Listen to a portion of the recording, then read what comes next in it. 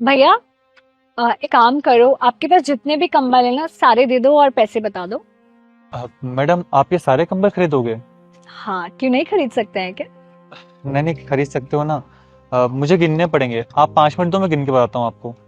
ठीक है, बस थोड़ा सा जल्दी करना। हाँ। अरे बेटी, बात पूछूं? हाँ जी अंकल, पूछिए। ये इतने सारे कंबल खरीद रही हो, क्या करोगी इतने कंबलों का? कहीं ऐसा तो नहीं कि हमसे खरीद के और ऊंचे दामों पे बेचने का इरादा हो? अरे नहीं नहीं अंकल, भगवान की दुआ से मेरा काम बहुत अच्छा चल रहा है।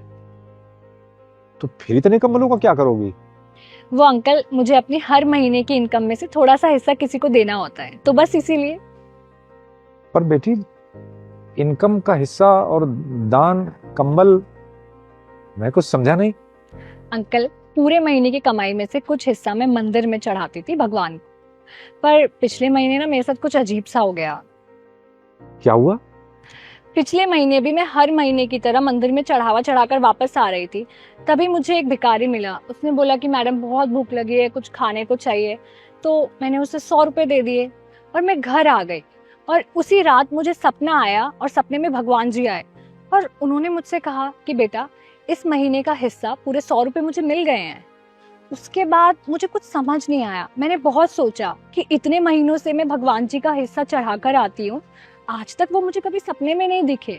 और यही मैंने एक भिखारी को खाने के लिए 100 रुपए दिए, वो सीधा भगवान जी के हिस्से में चले गए। और तभी मुझे रियलाइज हुआ कि असली दान वो नहीं है जो हम मंदिर में चढ़ा के आते हैं। असली दान तो वो है जिससे हम किसी जरूरतमंद की हेल्प करते हैं।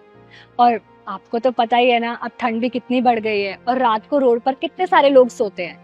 तो इस बार इस महीने के हिस्से से मैं कंबल खरीद रही हूँ उन लोगों के लिए। बेटी, आप जैसे लोग ना दुनिया में बहुत कम हैं। और फिर ये बात भी सच है कि भगवान को हमारे चढ़ावे की कोई जरूरत नहीं।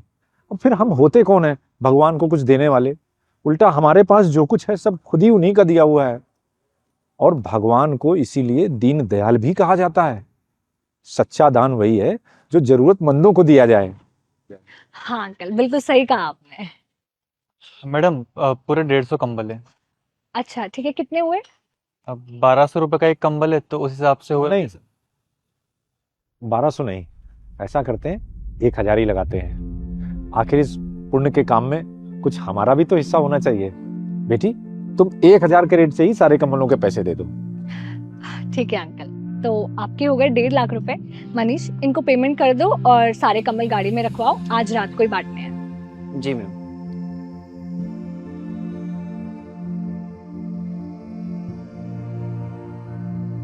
ये लीजिए अंकल जी, 1.5 लाख रुपए। ये सारे कंबल गाड़ी में रखवा दो। जी, आइए।